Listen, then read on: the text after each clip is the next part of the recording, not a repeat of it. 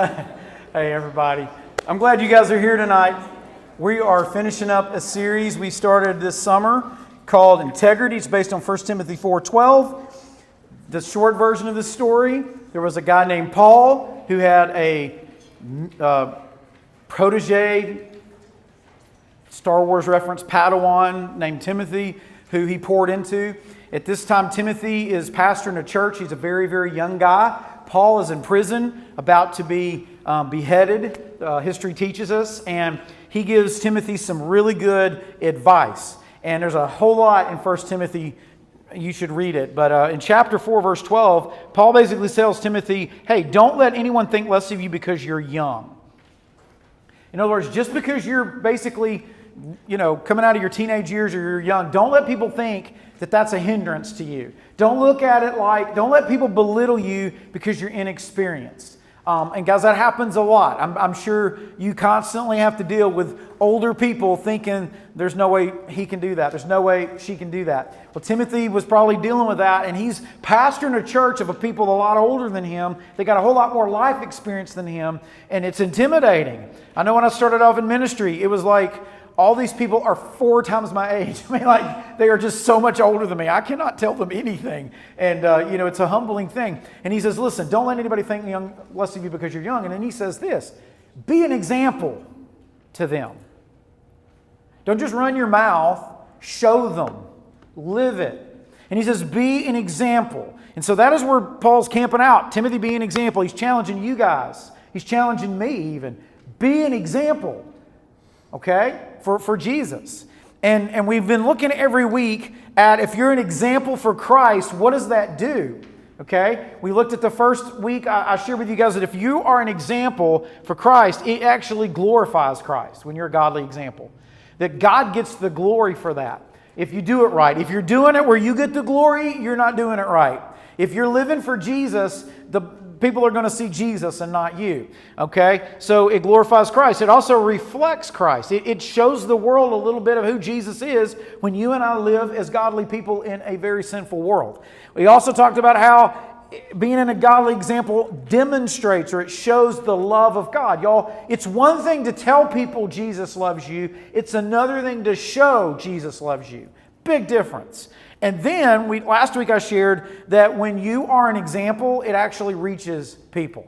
Like when you live out your faith in such a way that people go, what's different about him? What's different about her? They ask questions. They may never say anything to you directly, but it begins to open the door of their heart to the things of God. It really does reach people. Well, tonight, the last thing that happens, and there's more than 5, but we're just sharing 5 because it's a 5-week series.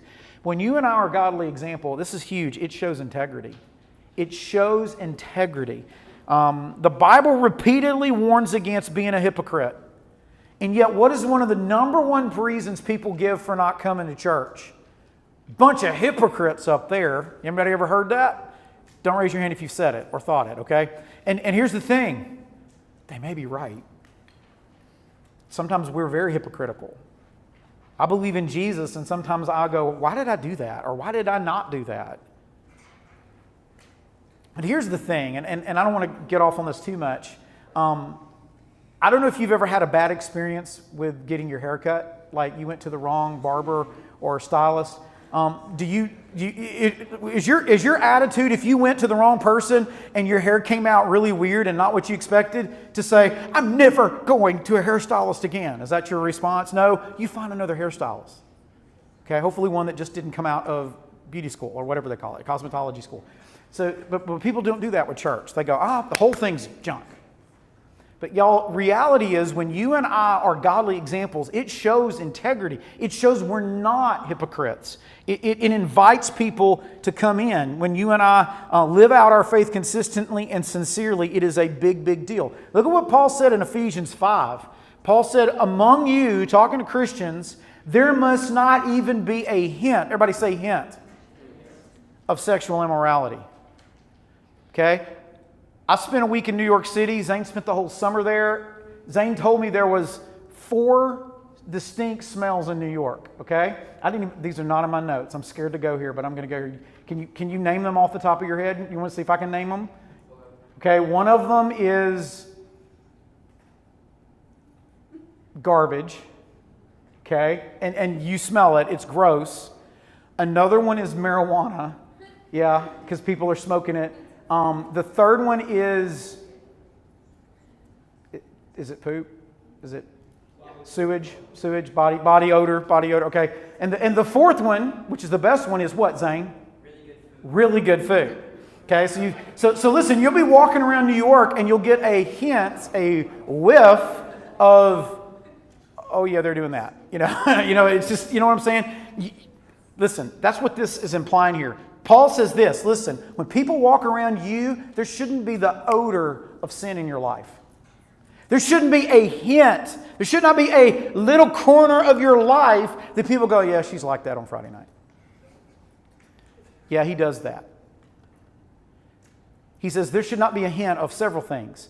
Sexual immorality. Y'all, the word in Greek for sexual immorality covers a wide spectrum of sexual sin that I don't have time to go into. But it's any kind of sexual sin you can possibly think of. Please don't think of it. He covers it, all right? The next thing, there shouldn't be a hint of any impurity. There shouldn't be a hint of any greed. There shouldn't be, any kind of a hint of sin in your life. And he says, because these are improper for God's holy people. We're holy people because we serve a holy God. Holy means perfect and set apart. If we say we're a little Christ Christian, then we need to be like Jesus, and he was in the world, but the world was not in him. Okay? So many Christians these days go around doing everything else, just that they watch the same movies, they talk the same language, they use the same bad words, they do the same things before marriage, they do everything the same as unchurched people, and we wonder why people don't want to be like us, because we're like them. We're supposed to be different. We're supposed to be holy. And when you and I show a godly example, it's not, look at me, I'm great. That's pride. That's not a godly example. A godly example is, look, I'm a messed up dude. But Jesus has redeemed me and he's forgiven me and he's doing a work in my life. There shouldn't be a hint of any kind of sin in our life. And when we show, when we are a godly example, it shows integrity, okay? So Paul tells Timothy, be an example. And then he breaks it down and says, be an example in these 5 areas, okay? Real fast, he says, don't let anybody think less of you. Be an example to all believers in, number 1, what you say, which is your speech, your words. That was week 1. Number 2, in the way you live, that is your conduct, your actions. Number 3, he says, be an example in your love. That is an attitude that you and I should have. He says, Timothy, be an example in your faith. That's just be an example in how you believe. Okay? And then tonight, last week, Paul says, be an example in your purity. And you're like, okay, here we go. Brandon's going to talk about sexual purity tonight. Not as much as I probably should. Because purity is way larger than sexual purity. It's a bigger, sexual purity is here. Purity is above sexual purity, okay? So yeah, I'm going to mention it, but that's just not a lesson about sexual purity per se. You guys can talk about that in your groups, okay? Have fun with that. But we are going to talk about this word called integrity. Everybody say integrity. I don't know if you even know what that word means, but I'm gonna break it down here for you. So, how many of y'all have seen the old movie Titanic? Anybody ever seen that old movie from last century? Leonardo DiCaprio's in it. Kate Winslet's in it. Leonardo DiCaprio's character is called who? Jack. Okay, and Kate Winslet's character is called what? Rose. That is correct. I remember that now. Okay, so here's the deal. This is what I don't understand about this movie. If you know anything about history, you know the Titanic was a real ship in 1912.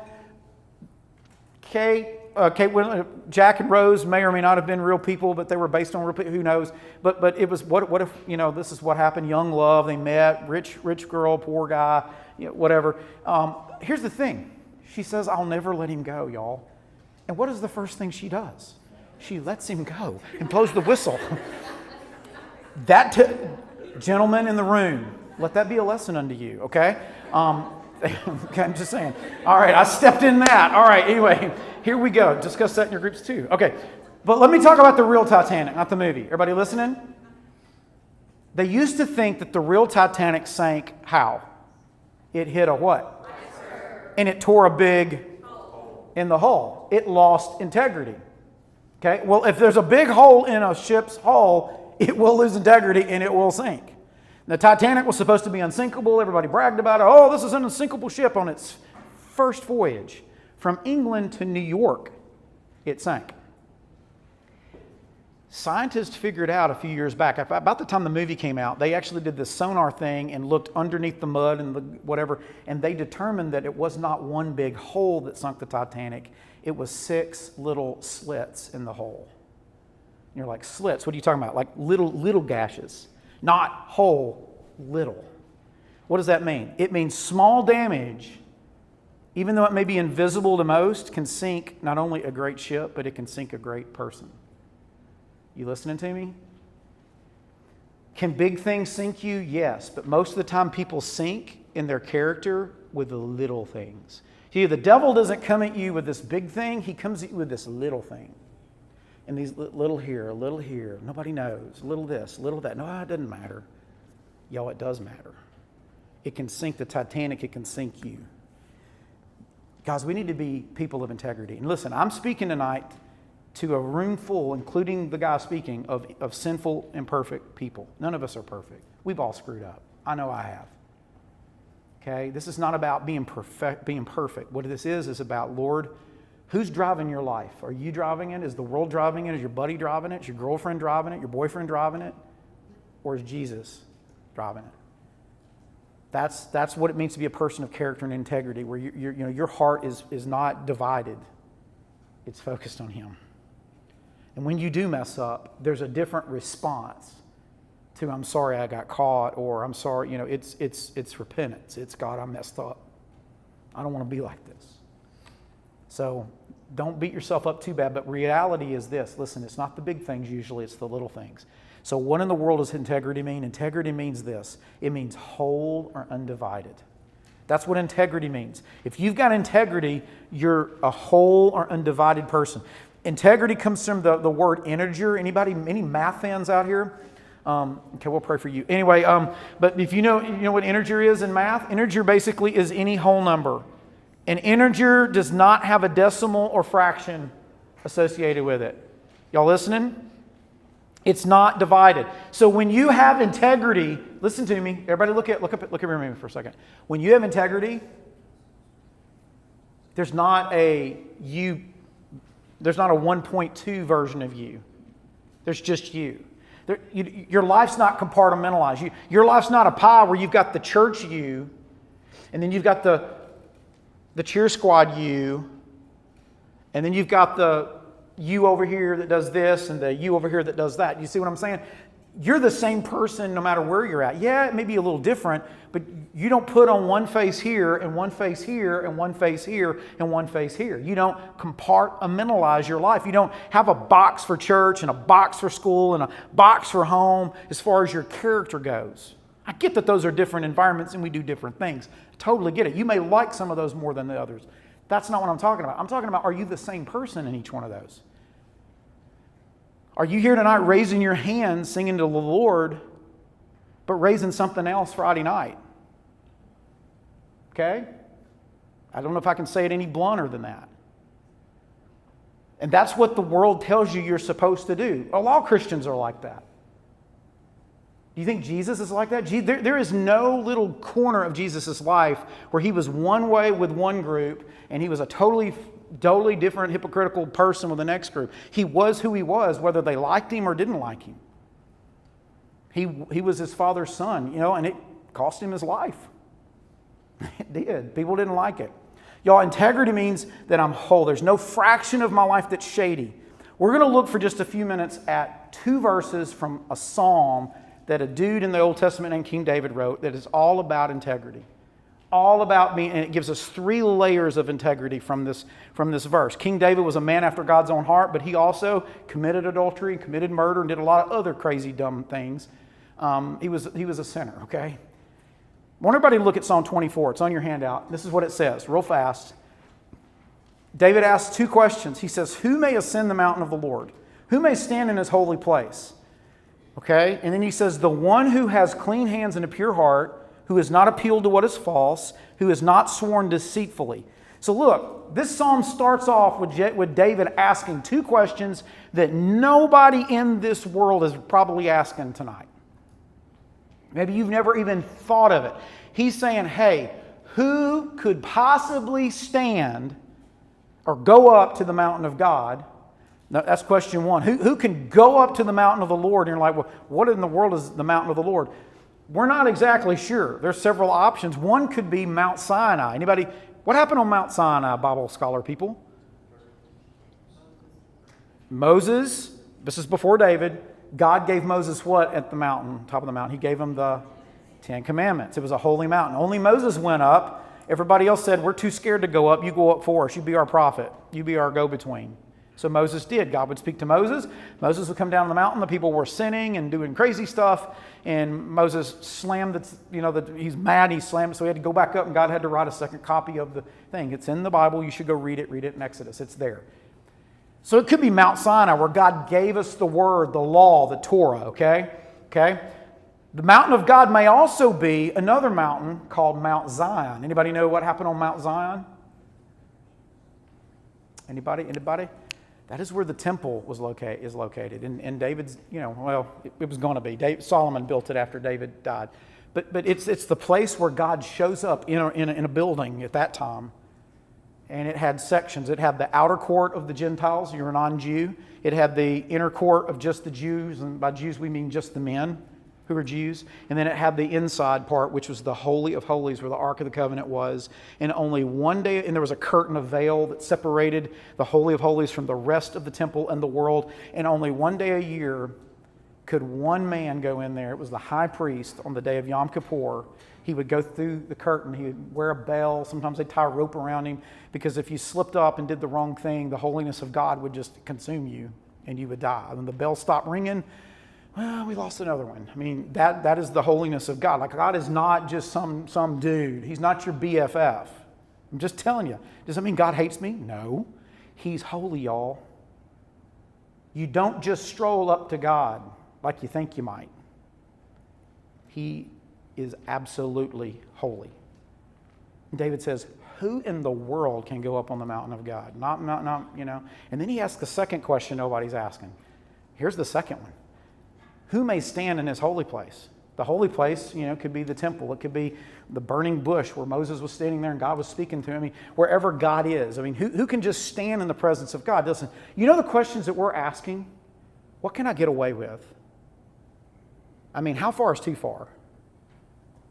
Is there a Bible verse against pornography? Is God okay if I consume this or do this or say this or watch this? We're asking the loophole questions. David's asking the holy questions. He's saying, hey, who in the world can stand in front of God? Who can stand in his holy place? And you're saying, nobody. David says, no, there's somebody that can. And then he gives us the person and the 3 layers of integrity that a person has to have to be able to stand in front of God. I love this quote. If you're not an NFL fan, even if you are, you're probably not going to care about this. This is a dude named David Carr. He has a brother named Derek Carr. They get confused all the time. Derek is now the Saints quarterback. David was drafted by the Houston Texans several years ago. And back in, I think, 2017, we had an eclipse. Anybody remember the solar eclipse when things got really weird? And people were trying to look at it, do not look at the sun with your bare eyes like this. And people were literally going blind because they were looking at the sun. He had a quote on Twitter that I've never forgotten. And I'm going to put it up here for you. It's crazy. Because people were really getting their eyes damaged. It was like, oh my gosh. He says, the sun will burn your eyes out from 92 million miles away. And you expect to casually stroll into the presence of its creator? Like the God that just made that's just one sun, one star in the universe. That's only one. He's made a bunch. That put your eye, I couldn't look at that. It's so bright. You think you're just going to walk up to the one who made that and just, how's it going? How's it hanging, God? Really? We're way too casual with God sometimes. Now, we can't approach the throne with confidence, it says in Hebrews, if we know Jesus. Okay, we don't have to approach out of fear. But y'all, confidence and cockiness are 2 different things. So be careful about that. But David says, who can approach? Only those with integrity. And he breaks it down in 3 layers real fast. 3 areas of integrity. First of all, he says, hey, there needs to be purity in your life. You want to be a person of integrity? You need to be a person who has clean hands and a pure what? Heart. Not just clean hands, but also a pure mind, heart. Okay? So the first day in New York, Zane wanted to meet us at this place. He said it's the best bagels in New York. Go to this, it's Knickerbocker Street in Brooklyn. Go to Knickerbocker Bakery, I think is what it's called. There's a picture. So we went in there and check out this. They have all kinds of bagels, y'all. I don't know if you love bagels. They got any kind of bagels you can get, want, and you can get anything on it. I figured out what I like. It's the bacon, egg, and cheese with mayo on the I'm getting hungry. Anyway, yeah, it was good. It was real good. But the first morning I was there, I was craving a Diet Coke. I needed some caffeine. I don't drink coffee, so they had the Diet Cokes in the little things that you just get them and buy. And so I grabbed a Diet Coke, got my bagel, sat down. I opened it up and I was too busy talking, but something in my mind registered, something's a little weird about this Diet Coke.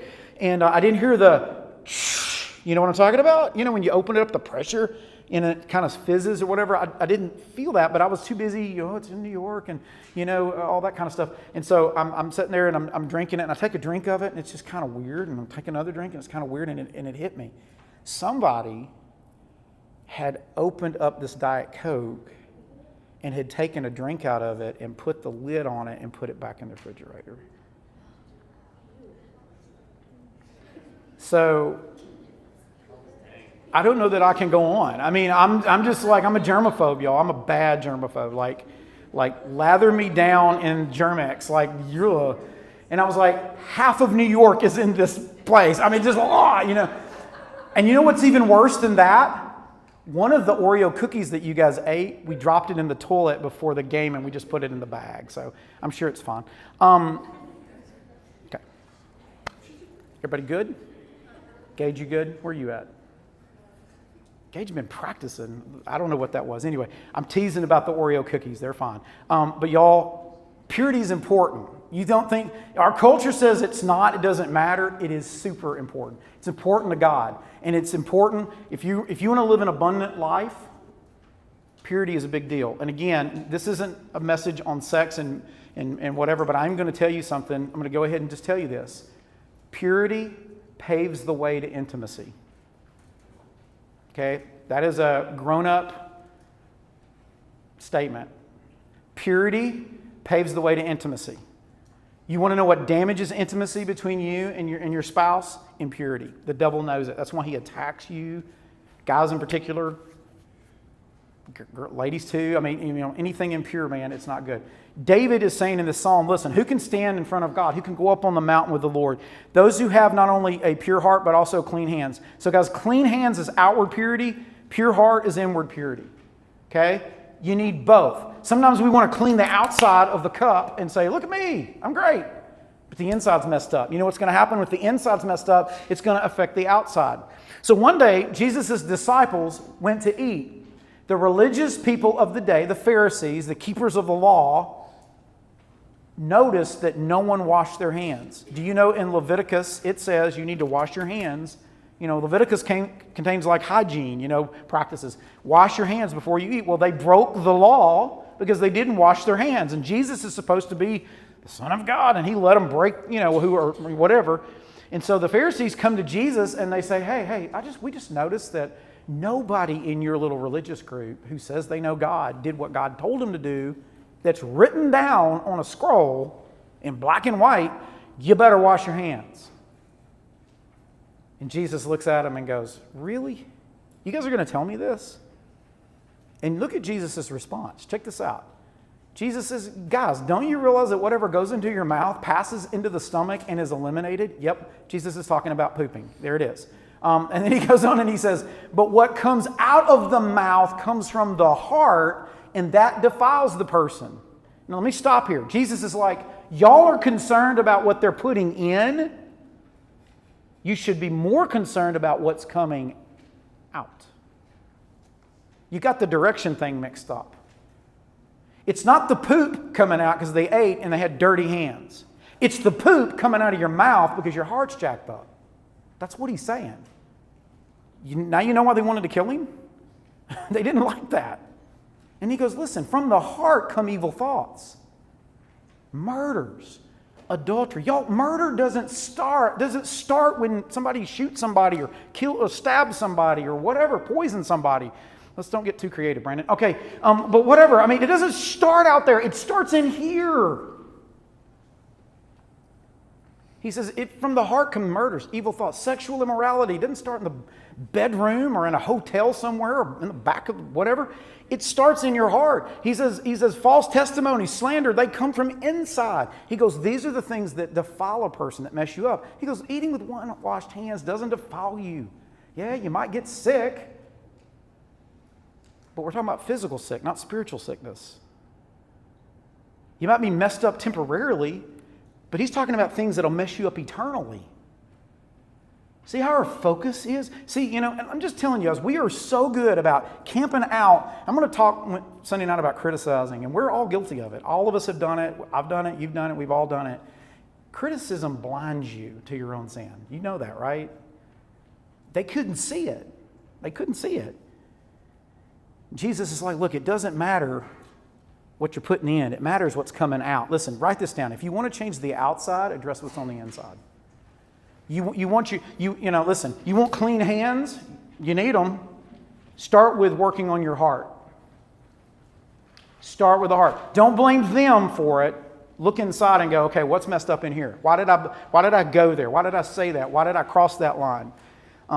Matthew 5:8, Jesus says in the Beatitudes, God blesses those whose hearts are pure. They're going to see God. Listen, guys, God is not going to bless an impure heart.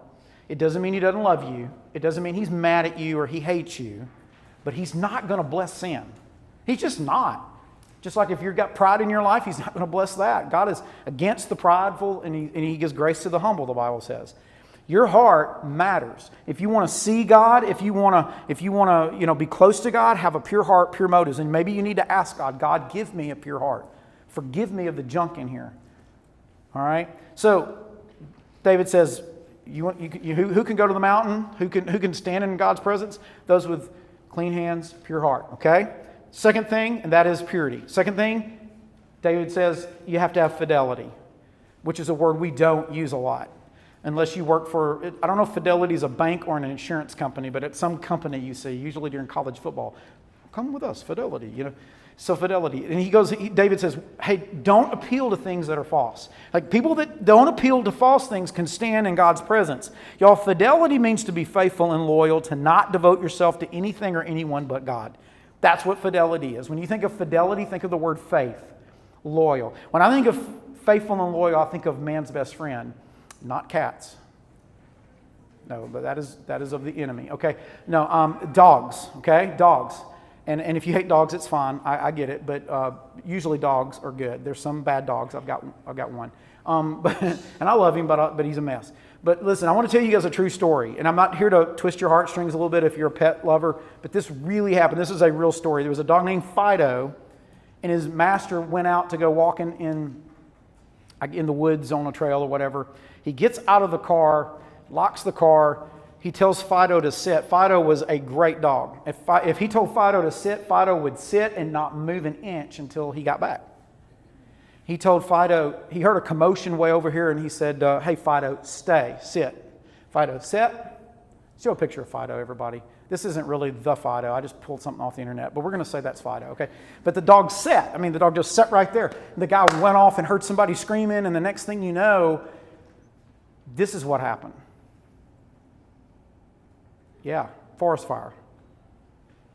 And the guy couldn't get to Fido. Do you know that dog did not move and he died in the fire? Which is terrible. And the master felt terrible. Why am I telling you this story? Am I saying that God's going to ever tell you to stay in the fire? He might. But Brandon, that's just mean. I don't think it's being mean. I think it's life. Sometimes God says, listen, don't move. Trust me. Be faithful. And then we feel the heat, and what do? We try to figure it out. We run to something else. And no one blames us for it. I don't know that I can blame you for it. I get it. Guys, you know what we do so quickly? God doesn't come through, and we go over here to something else, and we call that an idol. Do you know that the opposite of fidelity is idolatry? Did you know that? Idolatry. What is idolatry? Idolatry is basically when you put your faith and trust in something besides God to help you. When you consider something else as the source of making you feel better or fulfilling something in your heart that's not Jesus. And guys, all of us in the room, we got idols. And I did say we. We got idols. We got little g gods calling the shots.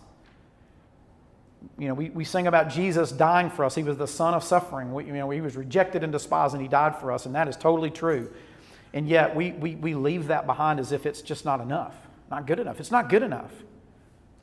Let me ask you a question. Is Jesus suffering on the cross good enough if you stay single the rest of your life?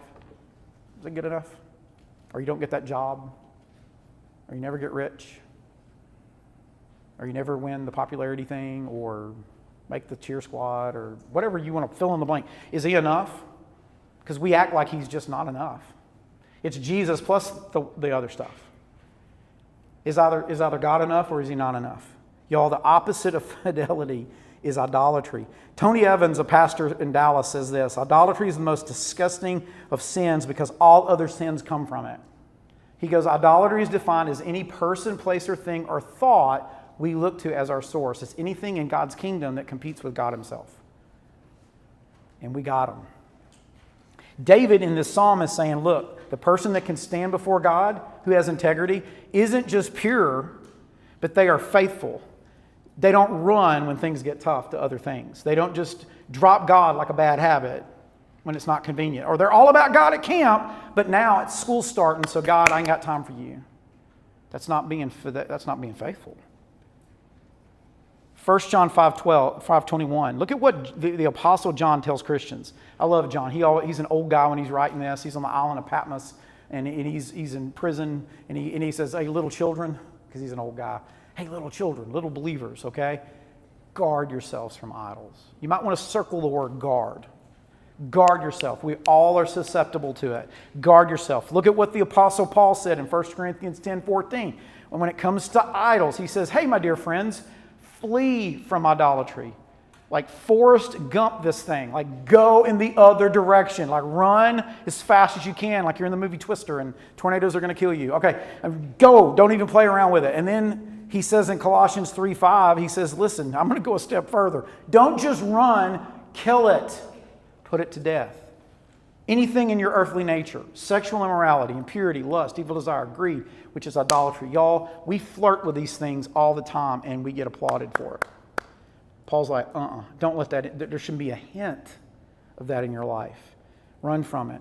Y'all, fidelity is not turning to idols or something else besides God when things get tough. All right, so you got purity, you got fidelity. Last thing real fast, honesty. David says, who can stand in front of God? He says, not only are people that are pure, clean hands, pure heart, not only people that fidelity, they haven't appealed to false things or idols, but also people that are honest. And it says here, who has not sworn deceitfully, okay? We're going to get to what does it mean to swear deceitfully in a second. But this is all about being honest. And y'all, a lot of us need to work on our honesty. We're not as honest and upfront as we think we might be. Let me paint a scenario for you that probably would never happen in a million years, but we're going to, you can debate this in your groups here tonight. I don't know if, most people hate these, but Walmart now is mostly self-checkout, right? A lot of places are. Yep, I can hear the ooh, But let's just pretend this is happening. You're checking out at Walmart. You've got about 15 things in your bag, and you're scanning them, and you're wanting their W-2 because you're scanning it. Anyway, you're working for Walmart when you should be not, but anyway, you're scanning everything. Okay, you get done. You pay for it. You go out the door. You're unloading stuff into the car, the van, the truck, whatever you came in, and you realize, oh my gosh, I left something in the car by accident. Didn't do it on purpose, wasn't trying to steal. What do? Some people are like, sucks to be Walmart. They're a billion. I didn't do that on purpose. Some of you are like, I'll just leave it in the cart. Okay? Some of you are like, well, it depends on how much it is. Is it like, Some AirPods? I mean, what are we talking about here, you know? Here's another way of looking at it. Instead of saying how much it is or where I was, I mean, what if you didn't catch it till you got home? Do you get in your car and go back and say, hey, I accidentally took this home. Can I pay for it? Do you do that? You're like, Brandon, come on, man. It's a stick of gum. Okay. Did you pay for it? I'm talking to me too, okay? Here's a better way of asking. Instead of, does it matter? Should it matter? Is it expensive? How much is your integrity worth? Is your integrity worth a pack of gum? Is that all it's worth? And you're like, what if it's like those really $600 Apple Air thing, whatever they call them? You know, you can pick up UFO signals. I don't know. It's there. What if it's those? Surely your integrity is worth $600, more than $600. It should be. You see how we look at things the wrong way? Y'all, honesty is a big deal, y'all. Honesty means I'm not going to cheat, I'm not going to lie, I'm not going to steal, I'm not going to deceive in any way. In David's case, in Psalm 24, he's not talking about stealing per se, but he's talking about being honest with this. Everybody look up here, with your mouth, with your speech.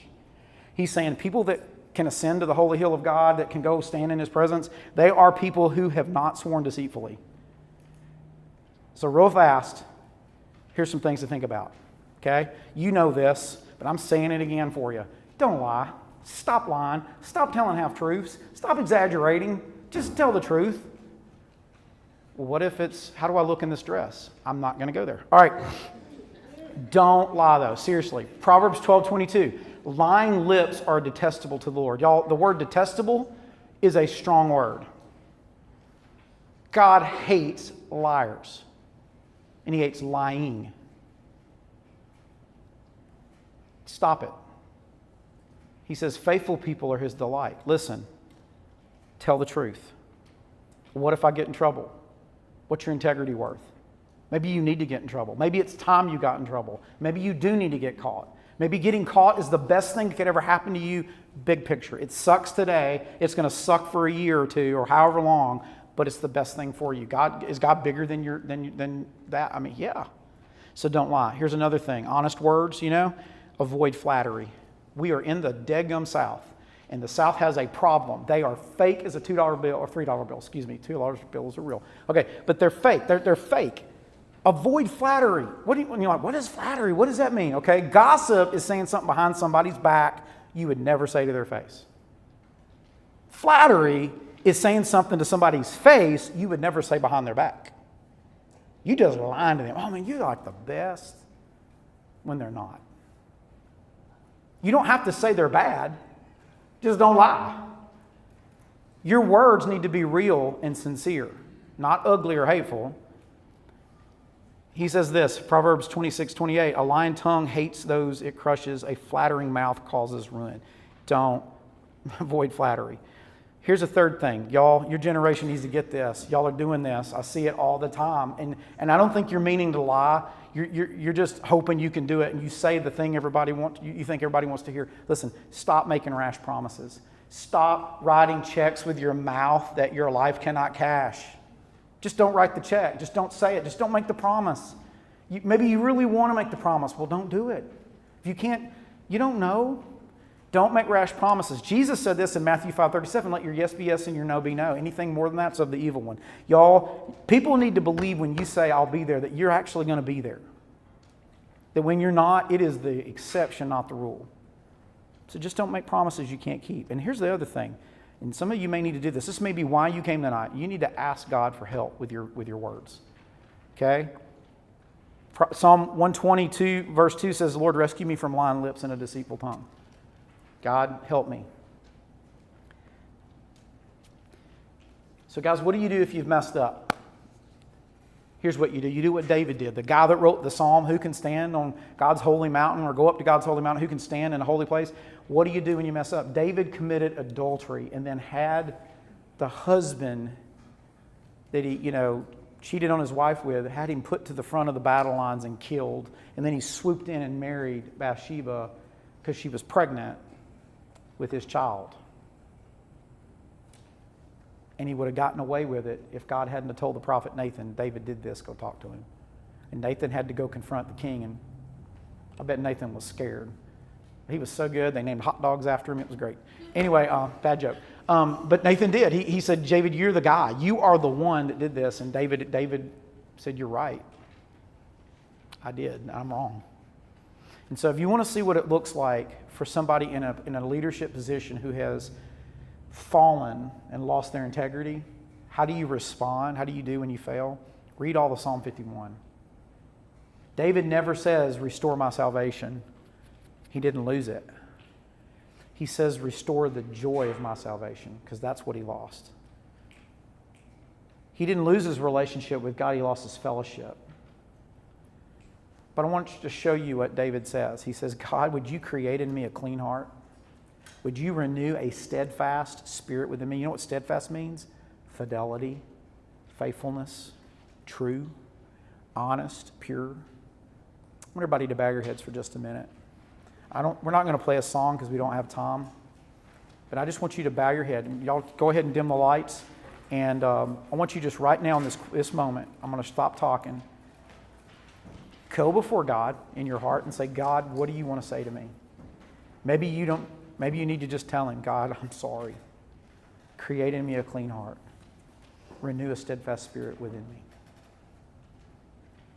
Lord, rescue me from lying lips and a deceitful tongue. Jesus, I just want to pray over these students. I pray, Lord, that these students would take this message seriously, that it would get in their bones. It would, God, that they would just be so annoyed by your Spirit in a good way that they would realize there's some things I've got to give up. I've got to reorder in my life. Lord, help them to be students that are pure, Lord. Help them to not just focus on the outside, but the inside. Lord, help them to be students that are faithful, people of fidelity, Lord, who they devote themselves to you and you alone, that they don't let anything, any idol, any other whim call the shots in their life. Lord, I pray that they'd be students that are honest and true, not just in their words, which is super important, but Lord, also in their actions, that we wouldn't be known for people that cheat when it's convenient or do anything underhanded. God, bless these students.